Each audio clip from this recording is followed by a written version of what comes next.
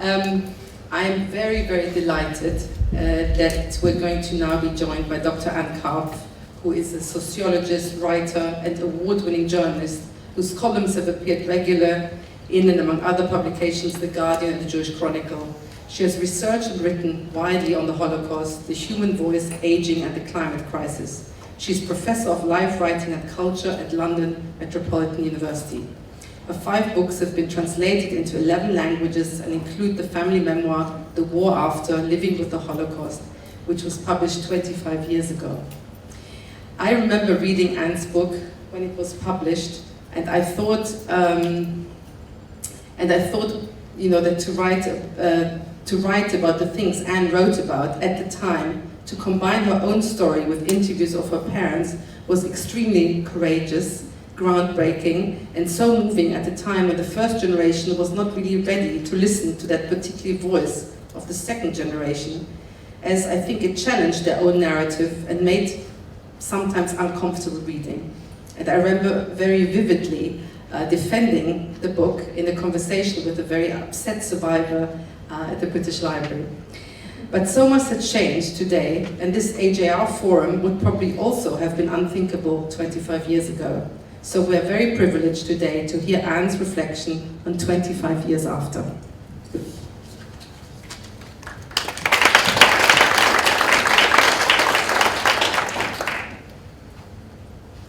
Thank you very much, Bear. Oh, can you hear me? Yeah. Thank you very much. It's very strange for me to be here as an Arsenal supporter. I feel like I've come into enemy territory. I am going to take you on a little bit of a time travel to begin with. So come with me back to the early 1980s. I was sent by Time Out magazine to interview the American author Judy Blume. And I took her out to lunch. Big mistake. The tip here, don't try and interview someone while you're eating spaghetti. I took her out to lunch, and being the kind of person she is, she spent as much time interviewing me as I spent interviewing her. And she asked me about my background, and I told her that my parents were Polish Jews. They were Holocaust survivors, that my father had survived the war in Russian labor camps, and 120 members of his family had died. And that my mother had been in hiding and then taken to Płaszów concentration camp, where her life had been saved because she was summoned by Amon Gert to play the piano, and he commuted the death sentence, and then she was taken to Auschwitz, and finally she was liberated from a third camp, Lichterwerden, in Sudetendeutschland, part of the Auschwitz chain. So I told her this story, which I had told people many times before.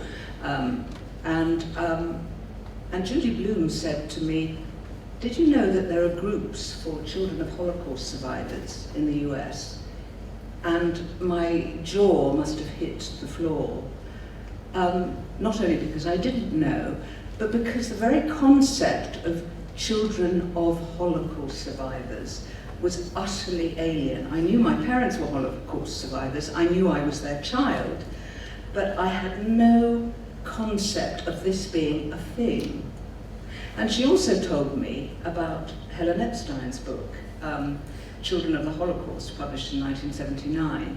Now, since then, Helen has become a good friend of mine. We've done events together, and we became personal friends. But I'd never heard of this book.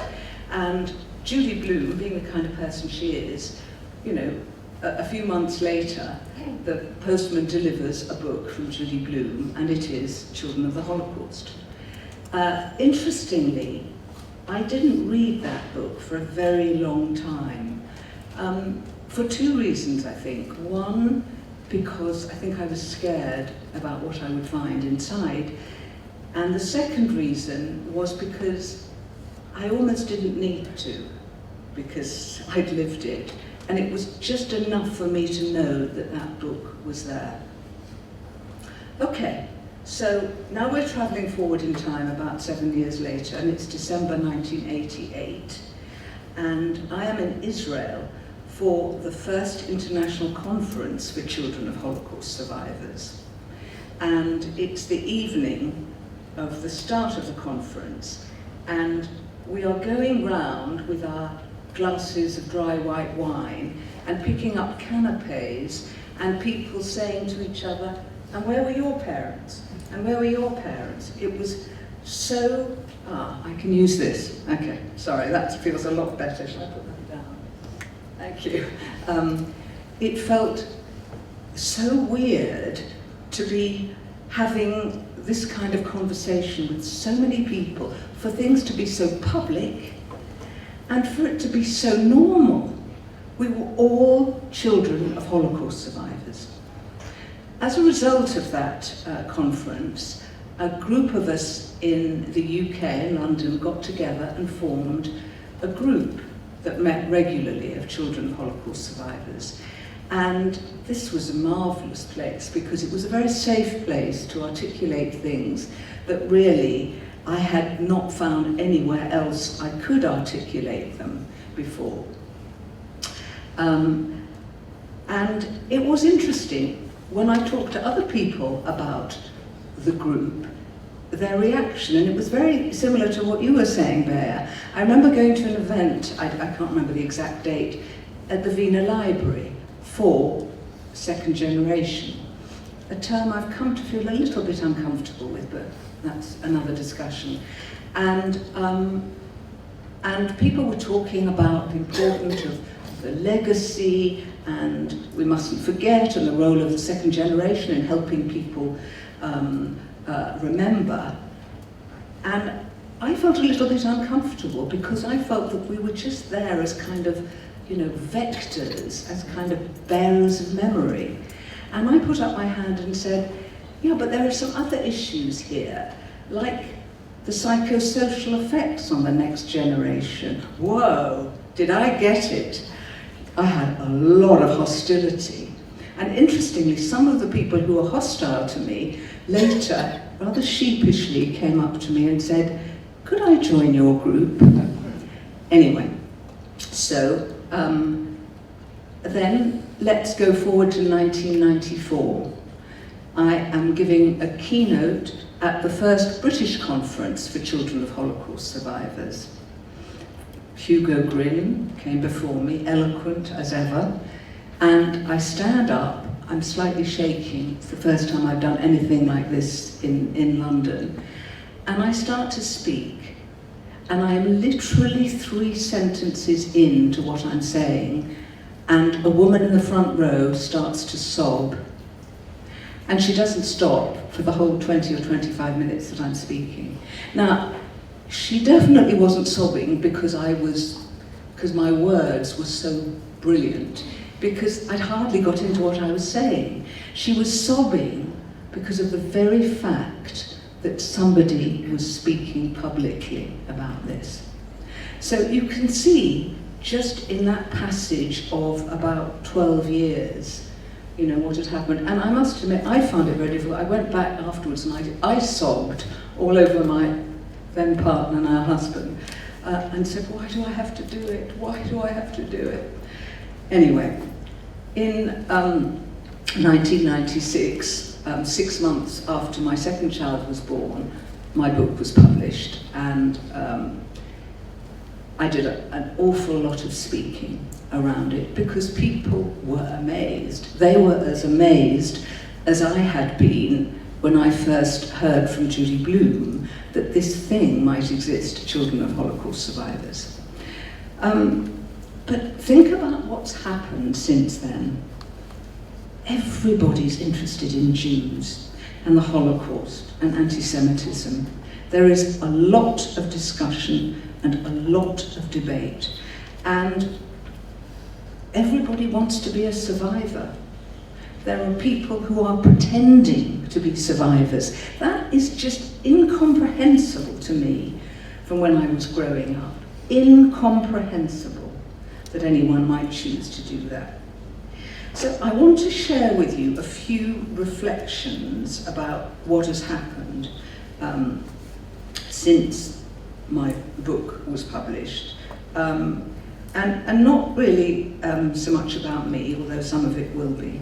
I mean, my book, I think, had an impact because it was the first British book on the subject, and I got the most extraordinary letters, over 100 letters, from children of survivors, children of refugees, children of alcoholics, children of internees in Japanese prisoner of war camps.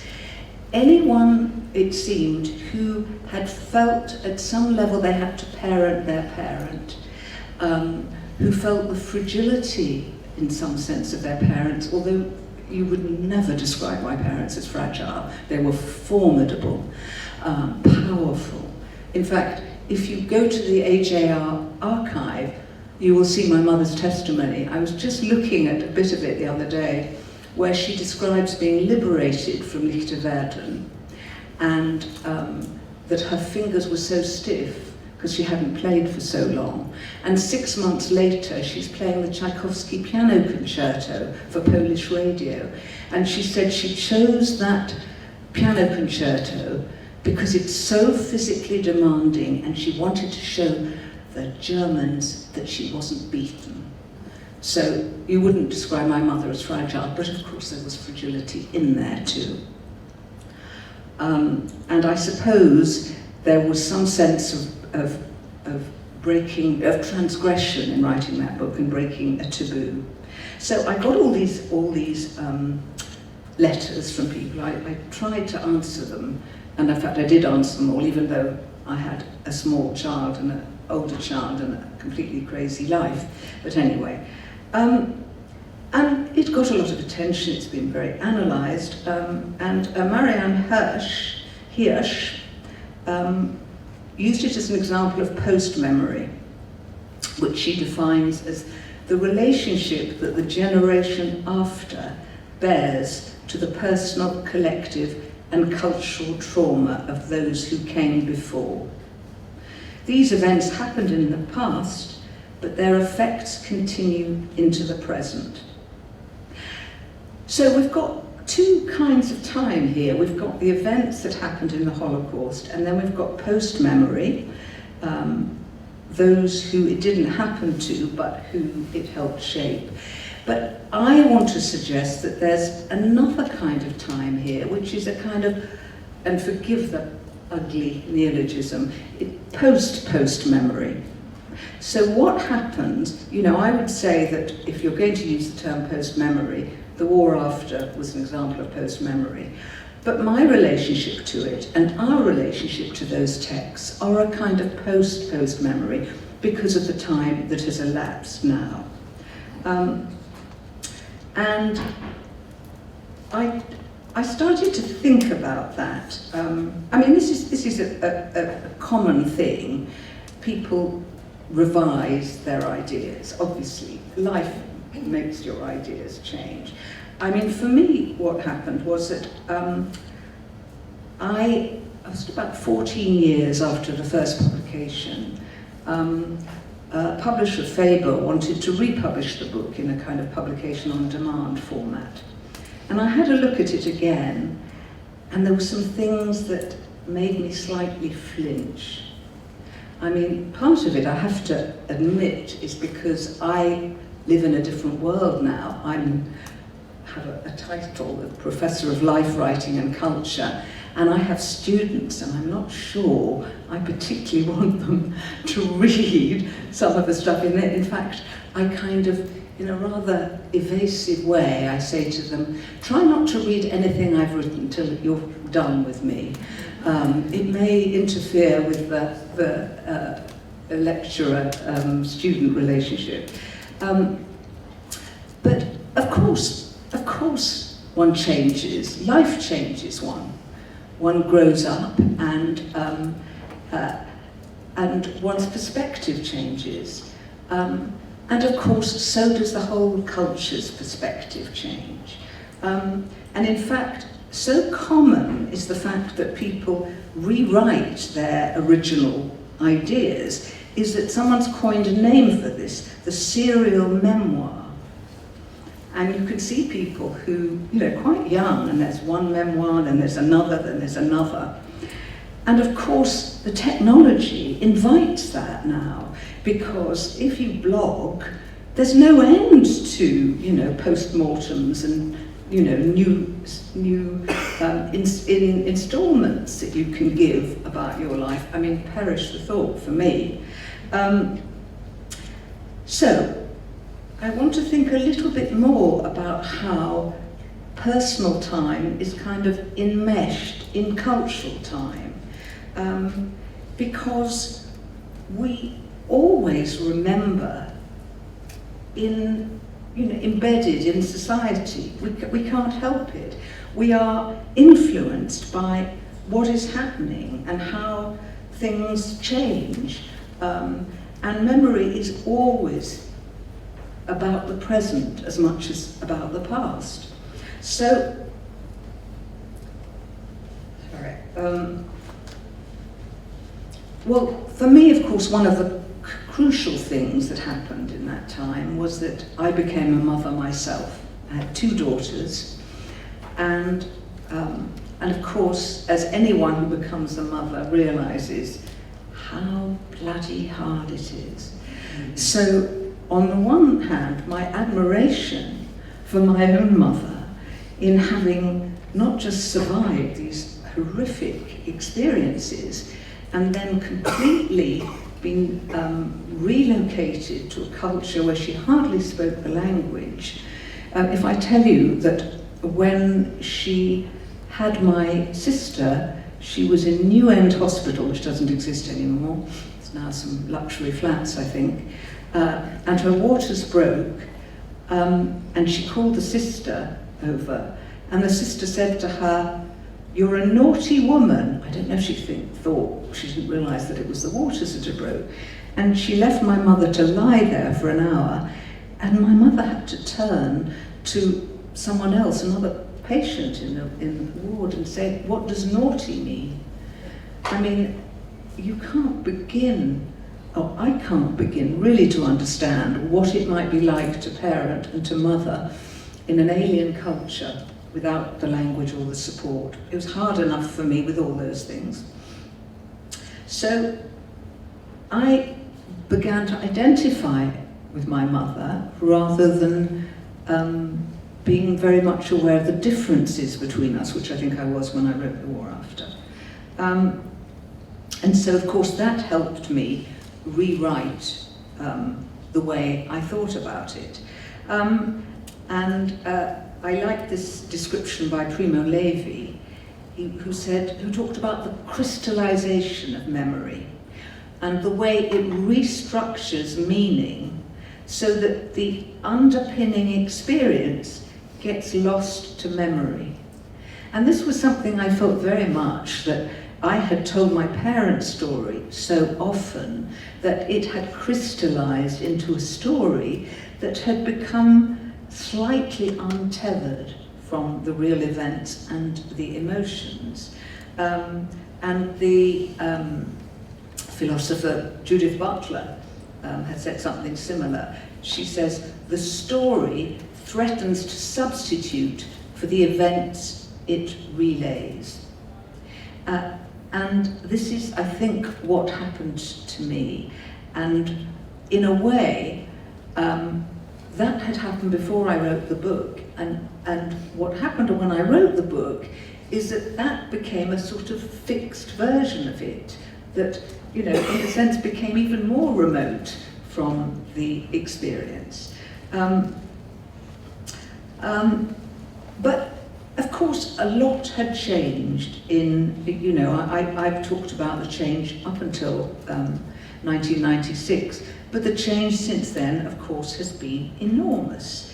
And for me, the very fact of writing and talking about my experience probably played a small part in affecting the discourse, the way in which the subject was talked about, but certainly affected me, affected the way people regarded me, and the way I regarded myself. And this brought a kind of danger with it, because, I mean, I had written that book partly to destigmatize some of the feelings that had accompanied me throughout my childhood and into adulthood, and that I had thought were really part of my own personal pathology, and then I realized they were shared by a lot of other people. Difficulties in separating, difficulties in expressing anger, all those kinds of things. So I succeeded, in a sense, for me personally, in destigmatizing that, but it sort of froze me into another narrative in which I became, in inverted commas, a child of Holocaust survivors, and almost nothing else. You know, it was like that term had such power that it kind of sucked everything into it, and it was as if everything was a result of being the daughter of Holocaust survivors, which of course is just palpably untrue. And of course, since then we have developed the idea of intersectionality, that none of us have a single identity. We are all the result of overlapping and intersecting identities to do with social class, gender, race, ability or disability, sexual orientation, sexual preference. And all of these are factors that helped shape me. So in a way, I kind of built a little cell for myself that I've had to try and escape. Now, there's something else I want to mention here, which is perhaps a little controversial, and if I say it, please let me qualify what I'm going to say, otherwise you'll all totally disagree with me. But, you know, there's the remembered self and the remembering self. And when I wrote The War After, and it was published in 1996, I was remembering in a particular context, in the context of this huge cultural forgetting about the Holocaust. I mean, there really wasn't a huge amount of discussion and debate then. People were there was a kind of amnesia, there was ignorance, there was silence, and it was just beginning to be breached. Now, in some senses, I think there's an over-memorialization. Now, I say it's controversial because obviously I recognize, I mean, there are some awful statistics about ignorance about the Holocaust.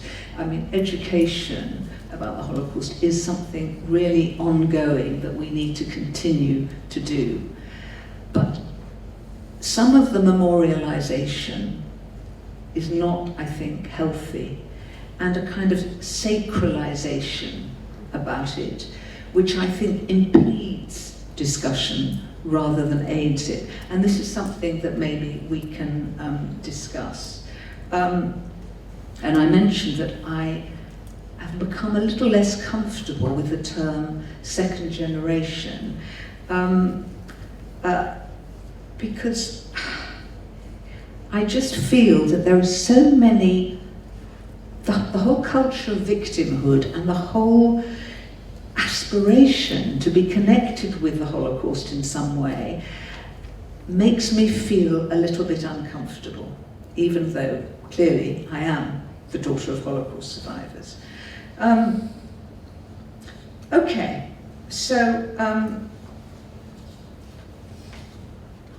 I think what has slightly constrained me about revisiting this subject is partly because I felt frankly Holocausted out, and in fact I bumped into someone I know here and she said, "Oh, I thought you weren't doing this anymore." And I thought, yeah, me too.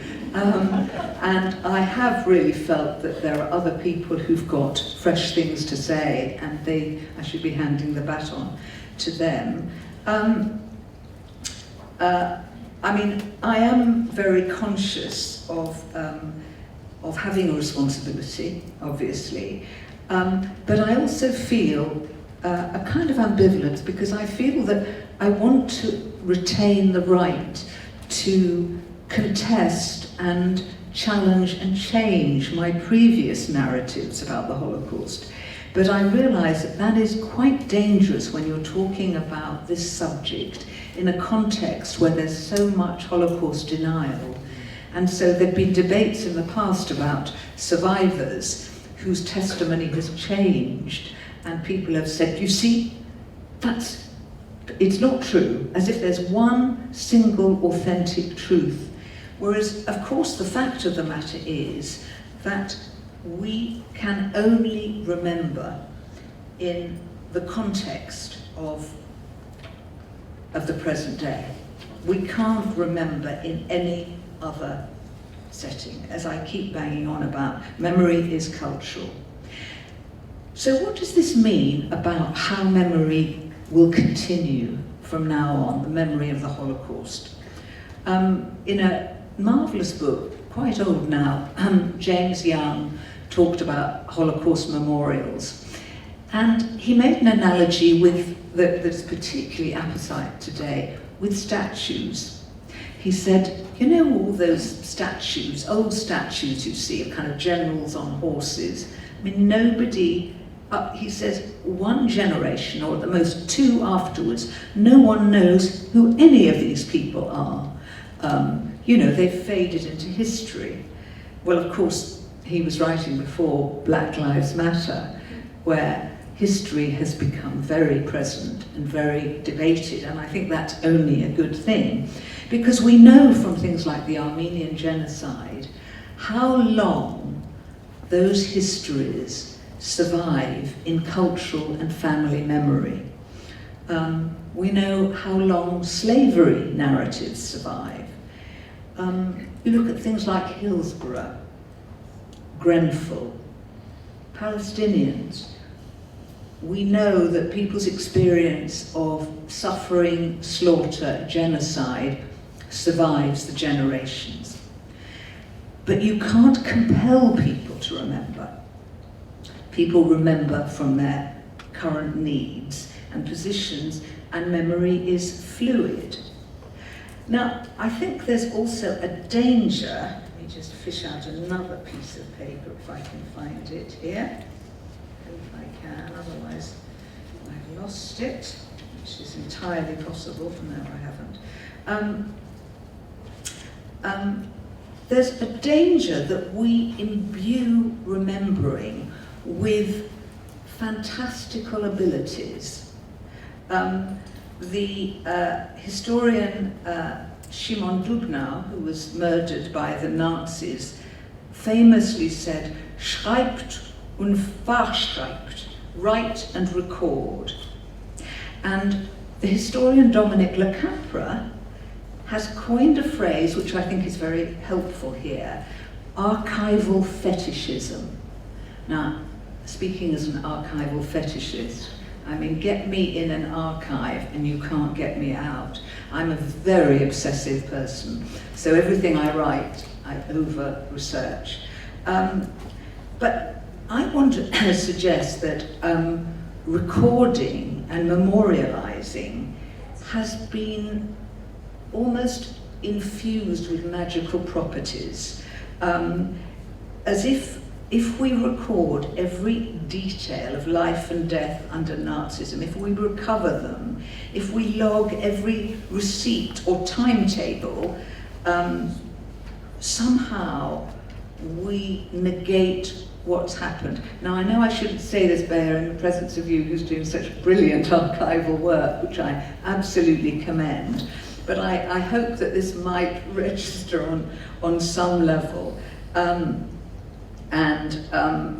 Let me give you a few examples of archival fetishism.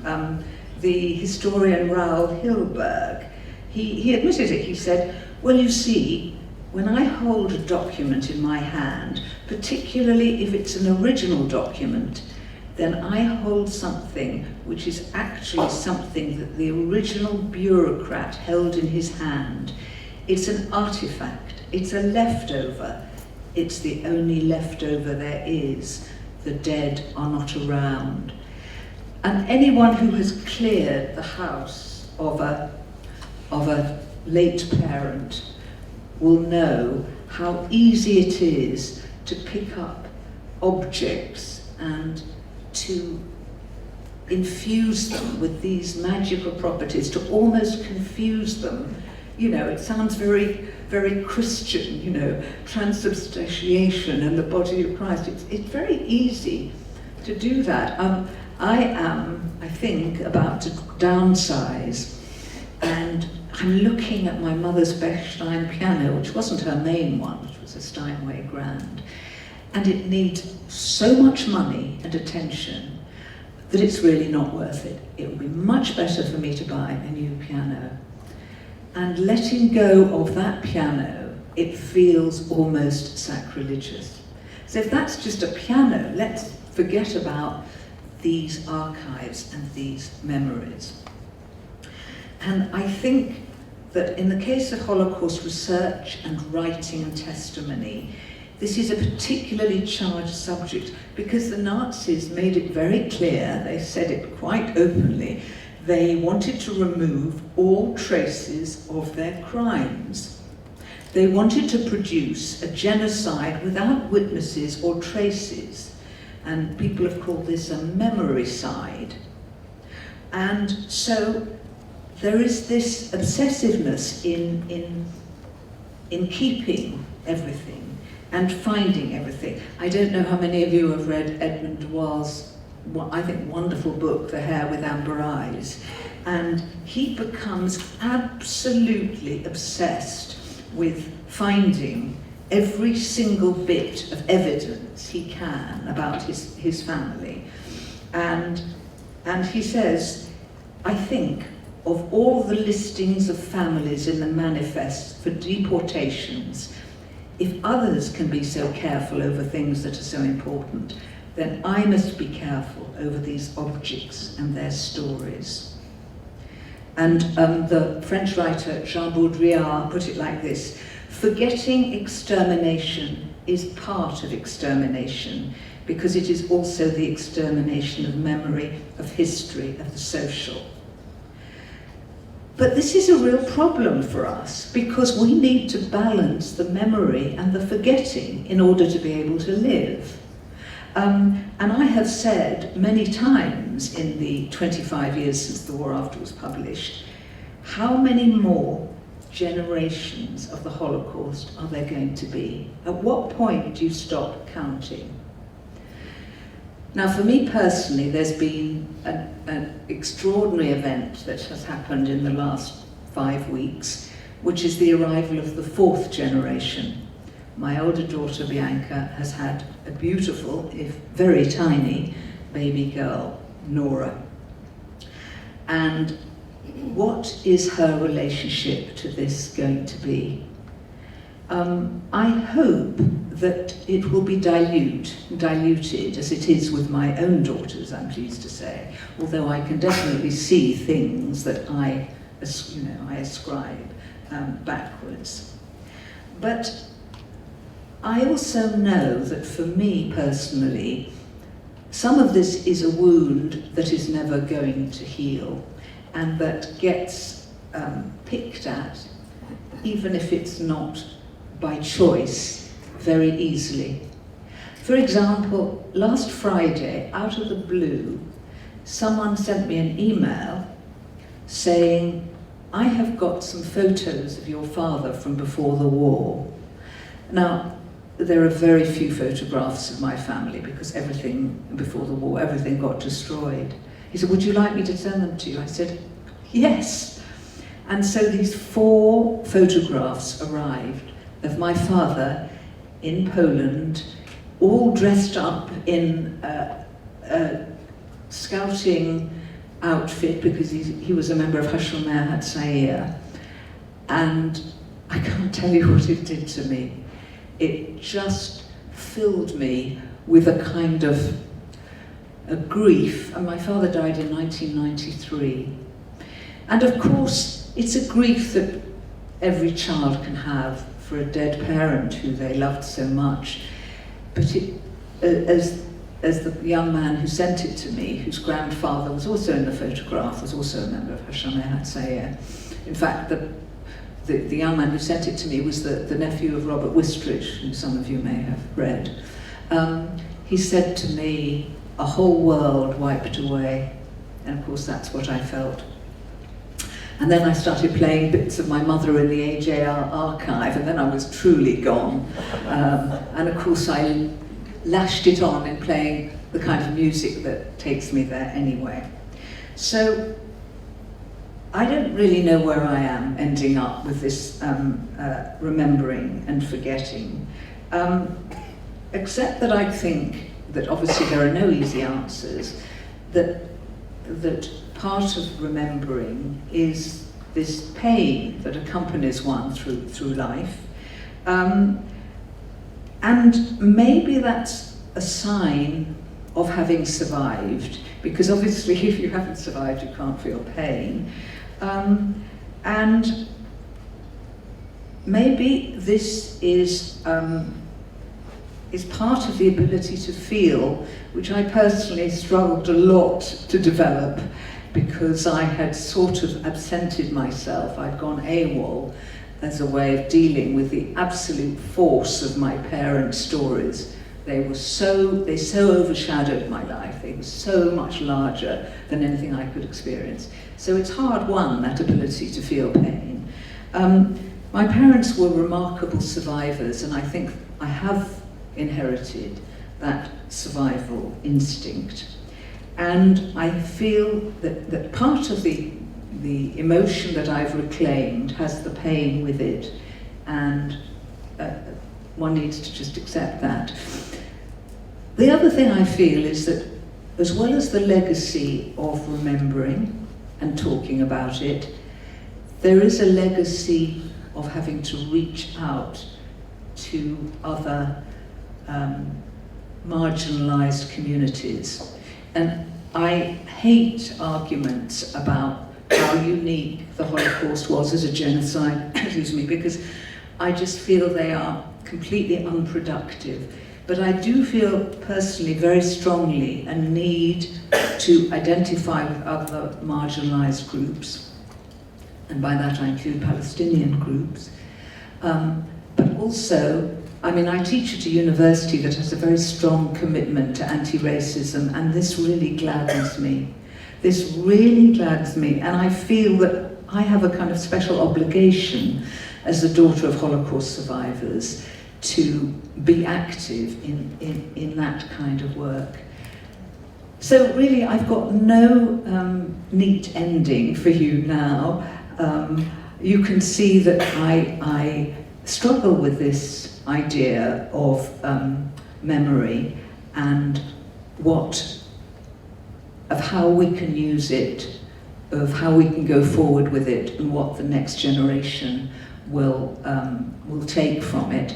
And really, on that point, I would just welcome hearing your views. So thank you very much.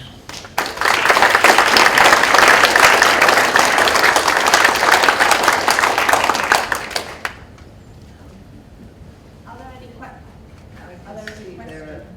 There are people there and there. I want to wait for the microphone.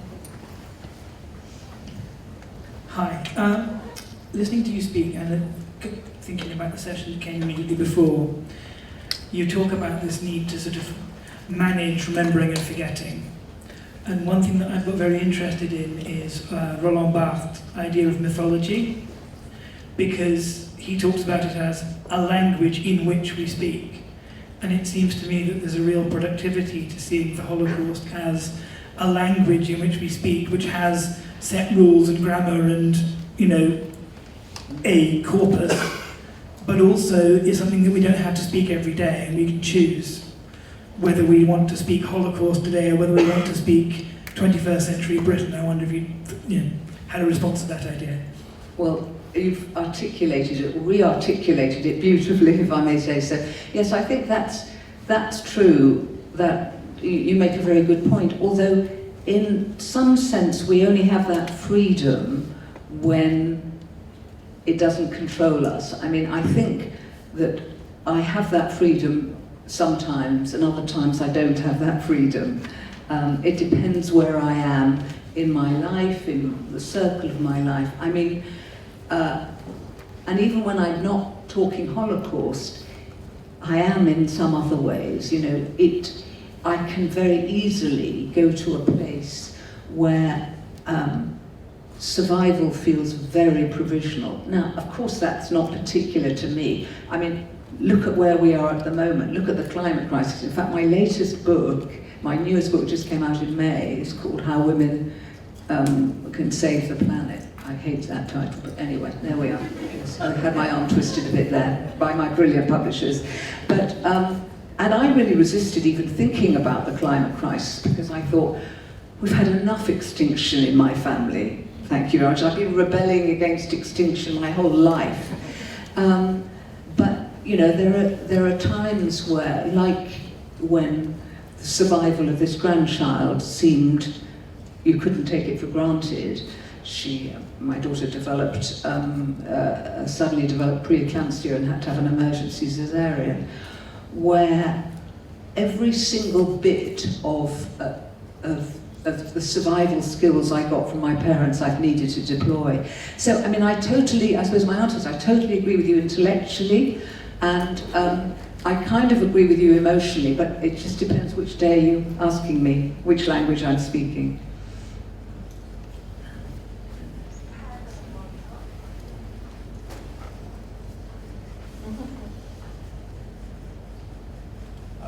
Not a question, I wanted to tell you something.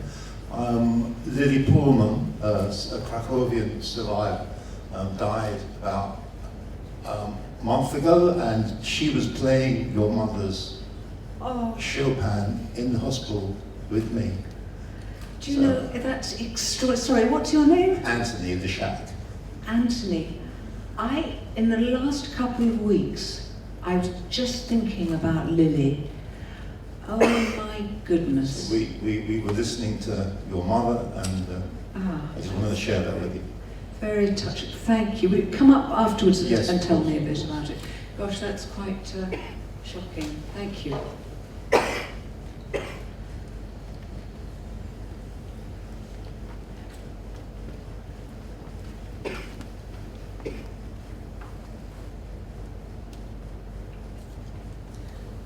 And I was actually the person that said, haven't you given this up already? So I'm very, very glad to say I'm glad you haven't given it up, because it was excellent to hear you speak about this. Big question, but you talk about when the dead aren't around, when the living are not around, when we don't see into the eyes of that first generation person going to school, talking about their experience in the camps or whatever. How are we going to continue this Holocaust education? Do you think it's going to be powerful enough if second generation or third generation are speaking about their parents' experiences? I know that's a very difficult question. The other thing I was going to say to you was you talk about pain and almost wanting to get away from that pain. But isn't the pain the imperative that gives you the feeling and drive and push to help other people remember? Well, I absolutely agree with you. I thought that's what I was saying. Obviously, it wasn't very clear that pain is, you know, not only should one, can one not get rid of it, shed it, but as I said in answer to this question, it's not the same level of intensity the whole time. But yes, it is a driving force. As to your first question, how do we educate people? I think that's not a question that we can answer as second generation. I think that it will be up to the next generation to find ways of doing that. And they are going to be thinking up ways that we can only imagine. I mean, we are the pre-social media generation. I mean, I tweet a little because I have to, because of the jobs I do, not through choice, trust me. But they are going to find ways. And with my own daughters, for example, I mean, my husband is not Jewish. He is, I call him a righteous Gentile, you know. He did security duty when our daughters were preparing. They both had bat mitzvahs.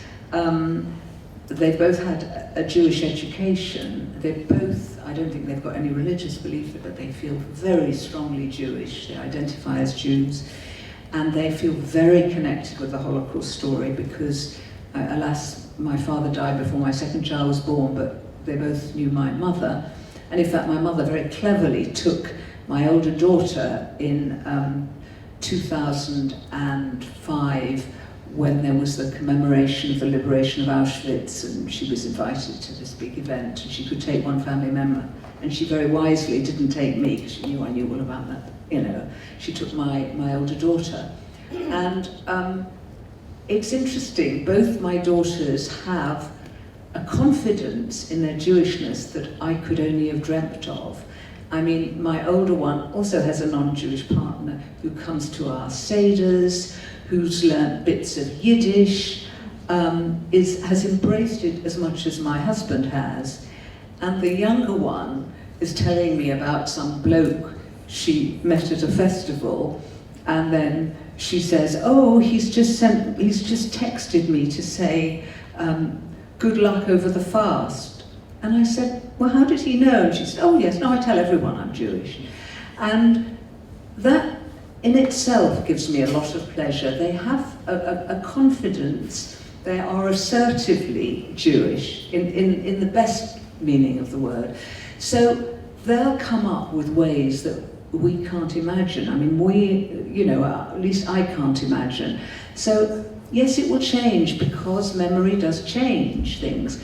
But if you think that how powerful the reactions were to the statue of Edward Coulson so long after, and communities of colour in Bristol had been agitating around this for such a long time, that gives me a lot of hope, because I think that people can rediscover symbols and reappropriate meanings and redefine and contest meanings for a very long time afterwards. So while I think James Young's idea of, well, after 2 generations the memory's gone, is in some ways a sound one, I think we're learning now that memory is more malleable, doesn't work in a straight line, it can turn back on itself, and we can't predict the future.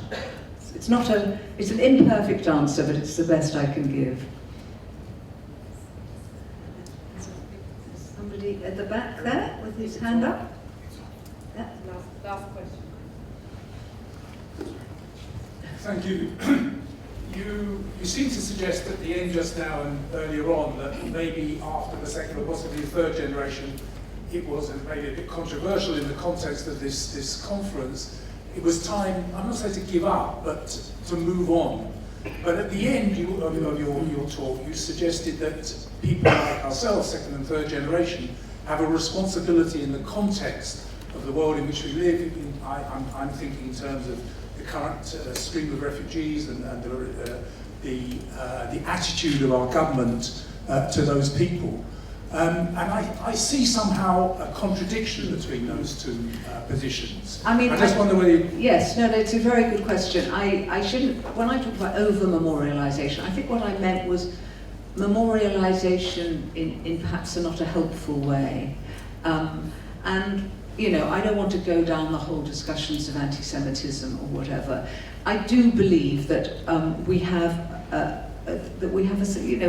we need to speak out about asylum and refugees. We have a role to play. I absolutely agree. In fact, I wrote an article for the Guardian. How long ago is that now? About 17 or 18 years, about the reporting of asylum in the British press, because I feel so strongly about it. My parents got asylum here. In fact, for me as well, although I was born here. I mean, I'm an asylum seeker or asylum gainer. So I do feel that we have a role to play. I just think that some of the time there's a lot of noise that isn't very helpful in how the Holocaust has been talked about, and I include myself in that. That's what I meant by that kind of crystallization of memory, rather than memory being a constantly changing thing. And now, at a time when, I mean, you look at, take someone like Lord Dubs, Alfred Dubs. I think he's using his experience just so powerfully to argue for refugees and asylum seekers. And I mean, the interesting thing, Tony Kushner, historian from Southampton, has made this point very well, that the good refugee, the good asylum seeker, is always somehow in the distant past. So, you know, people give examples of, you know, Jews, either Jewish refugees before the war or Holocaust survivors, as the good refugees. But they weren't considered good at the time. They weren't allowed into the country. I mean, my own late aunt was turned down for a visa to come to this country. And my mother was only allowed to bring her in when she was dying of cancer. And after she died, a letter from the Home Office arrived for her saying, "You have outstayed your visa. You are no longer welcome here. You've got to go." And my mother wrote back and said, "You don't have to worry because she's gone, because she's dead."